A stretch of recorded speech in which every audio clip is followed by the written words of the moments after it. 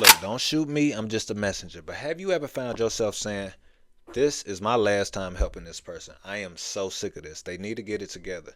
Only to find yourself rescuing that same person a few weeks later. Maybe it's a family member who keeps making reckless decisions. Maybe it's a friend who always need money because they never budget. Maybe it's a coworker whose mistakes you keep fixing, or maybe it's somebody who has anger issues that constantly create problems and everybody else has to clean it up for them. Well, if you ever been in one of these situations, I have great news for you because Proverbs 19:19, it gives us timeless wisdom. And I say that because the verse clearly states hot-tempered people must pay the penalty. If you rescue them once, you'll have to do it again.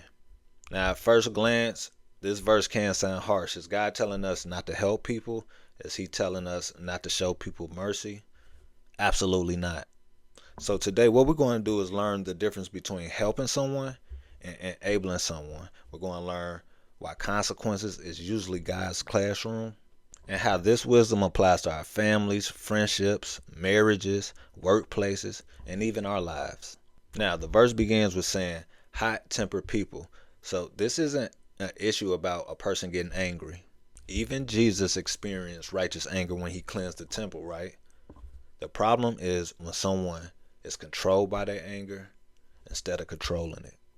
For example, a hot-tempered person, they're going to react before thinking, speak before listening. They're going to allow emotions to make their decision. They're going to try to hurt other people with words, and they're going to try to blame everybody else afterwards. And if you study Proverbs, you'll see that it repeatedly warns us about this kind of person. For example, if you look at Proverbs 14, verse 29, I think it says, people with understanding control their anger, but a hot temper shows great foolishness. So what we have to understand is that anger itself isn't sinful. It's an emotion. But unmanaged anger can produce sinful actions. All right, then the next phrase say they must pay the penalty. Now I want you to notice Solomon didn't say they might experience consequences. No, he says they must. You have to understand God designed creation around the principle of sowing and reaping. Because if you look at Galatians 6 verse 7, it says, do not be deceived. God cannot be mocked. A man reaps what he sows. So what we have to understand is that consequences are not always punishment. They're often instructions of what you need to change. You see, sometimes God teaches us more through consequences than through comfort. Think about Peter. He denied Jesus 3 times. The pain of that failure humbled him so much and prepared him to be one of the greatest leaders of the early church. Now my question is, if Peter never experienced the consequences of his pride, do you think he would have learned the humility that God wanted to produce in him? Me personally, I think not. But what we do have to always remember is that sometimes the pain that we go through can be that doorway to find wisdom. All right, now we're getting to the meat. We have arrived to the heart of this proverb. It says, once you rescue them once, you will have to do it again. Now, this is not condemning passion. It's warning against enabling. You see, helping is going to say, I will walk beside you while you learn this. But enabling is going to say, I don't care what decisions you make. They can be the worst decisions in the world. I'm going to still protect you. And what we have to understand is that helping is going to encourage responsibility, but enabling is going to remove the responsibility. Helping promotes growth. Enabling, it promotes dependency. And the result is helping a person is going to lead to maturity. But enabling a person is going to leave a person spiritually and emotionally immature and drained. All right, let's make this practical so we can visualize it better. For parenting, imagine your teenager continuously breaking curfew. Now, each time the parent removes the punishment because they don't want the child to be upset. Now, what lesson will that child learn? It's not going to be responsibility. What they're going to learn is that someone will always be there to rescue me. Or let's look at a marriage. One spouse explodes in anger while the other spouse just nonchalantly acts like nothing has happened and never addresses the issue. Eventually, the angry spouse is going to assume the behavior is acceptable. Why? Because nothing changes. You see, the truth is love often requires honest conversations and healthy boundaries. Or what about a friend who constantly overspends money and then always asking you to help cover their rent at the end of the month?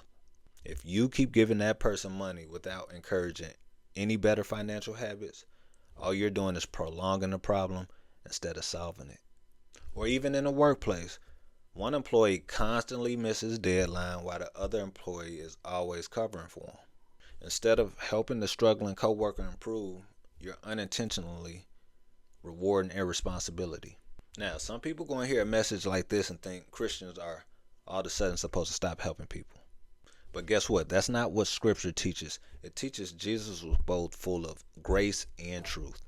Remember, he forgave the woman caught in adultery, but he also said, "Go and sin no more." Notice what Jesus did not say. He didn't ignore her sin. He forgave her while calling her towards transformation. And that's biblical love, because love without truth, that's permissiveness. And truth without love, that's harshness. But biblical wisdom holds both together. Now, one of the things I learned on my 40 years on earth is one of the hardest part of loving someone is allowing them to experience the consequences to the decisions they made. Parents know this, teachers know this, coaches know this. Even God disciplines the people he loves. If you look at Hebrews 12, it tells us that God's discipline is evidence that we belong to him. And if God uses love and discipline to mature his children, we should not be in a rush to remove consequences for the people we care about. And I say that because sometimes always rescuing a person is only going to delay what God is trying to teach them. So before we even go pointing fingers at anybody else, this Proverbs asks us to examine ourselves. Meaning, ask yourself, are there areas that we're expecting God to rescue us from, even though we're not changing? Or maybe we keep repeating the same unhealthy habits, the same relationship patterns, the same financial mistakes, the same anger, the same pride, excuses. Perhaps God isn't trying to punish us. Perhaps this is his way of inviting us to grow through the consequences that we're experiencing. Because real maturity begins the moment we stop asking, who can rescue me? And start asking, Lord, what are you trying to teach me? Always remember, compassion doesn't mean removing every consequence. Sometimes the most loving thing you can do is allowing someone to face the results of their choices while still being there to help them grow through it. Because God calls us to love people deeply, but he also calls us to love people wisely.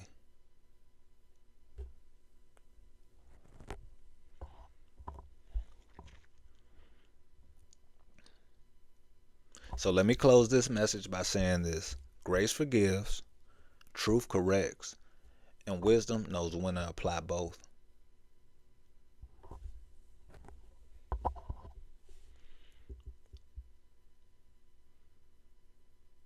As always, I hope this message helped at least one person. You know what? I'll be back at you again tomorrow with another one. Until then, I need you to keep your head on the swivel. I need you to love yourself and only help who wants to be helped. I love y'all. I'm out.